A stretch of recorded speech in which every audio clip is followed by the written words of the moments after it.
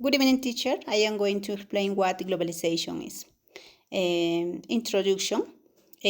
According to Perez and Celia, 2004, globalization was one of the phenomena that has most influenced the concept of the international, national, and local research, who have approached the topic from various positions, some in favor, some against, and some impartially. So it is a fact that one of the most current issues is globalization in all its manifestation. However, if we take into account the multiple interpretation that is about this process, it is advisable to continue research to understand the perspectives of globalization in the current global socioeconomic context. Therefore, the central objective of the presentation is to explore the dimensions of globalization. Its dimensions are identified political, economic, and social. It ends with a reflection on this global phenomenon today. To do this, a review of the main theoretical and practical research on this object of study used. Okay, what is globalization? Refers to the increasing integration of economy around the world, especially through trade and financial flows. In some cases, this refers to the movement of people and the transfer of technology across international borders.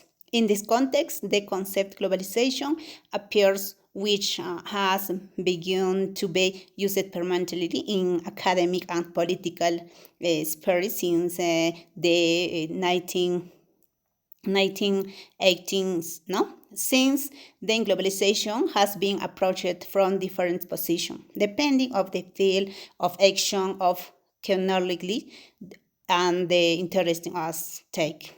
There are common factors to all interpretation in the sense of saying globalization is an advanced state of the international division of labor characterized by great interaction and independences of the factors and actors involving in the process in world development. These factors and actors are economic, social, political, environment, cultural, geographical, religious, among others, and involve the relationship between states, religions, people, and companies. Types of globalization. Economic one is economic globalization. The globalization process is carried out through commercial flows of capital, information, and knowledge which circulate and around the world and involve. To a grade of our research in most countries, however, this process is deeply symmetrical and favors a small group of greatly development nations, which control the world economy while the majority of countries must settle for the role of passive actors and highly vulnerable to international changes influenced by political appeality by the centers of economic, political, cultural, and military power. Two, political globalization. On the other hand, despite the undermine advance of international trade and financial flows, most of the activity is carried out with countries or with mega economic blocs such as the European Union or the American Free Trade Agreement Northern. The advance of globalization has also been hindered by major war conflicts. First and Second World Wars has well as the hemispheric economic crisis, language protections and discriminatory policies practiced by wealthy nations prevent most countries from actively participating in the commercially and financial exchange. That is to say, the toll to globalists, and if they do, it's only through the transnational corporation resident in their enclave economies. The material support of globalization depending of the international debate of where the predominance correspond to those had development countries. And number three, social globalization.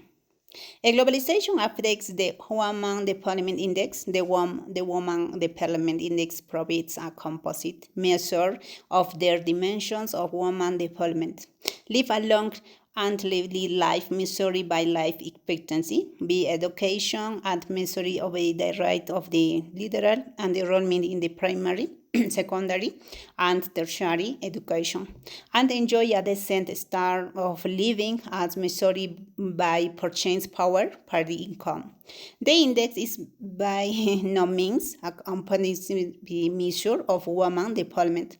For example, it does not include important indicators such as respect for women, rights, democracy, and quality on top. It does provide a broad perspective of women progress and the complex relationing between some well-being. Furthermore, the evolution over the years has not been the same for all countries, no?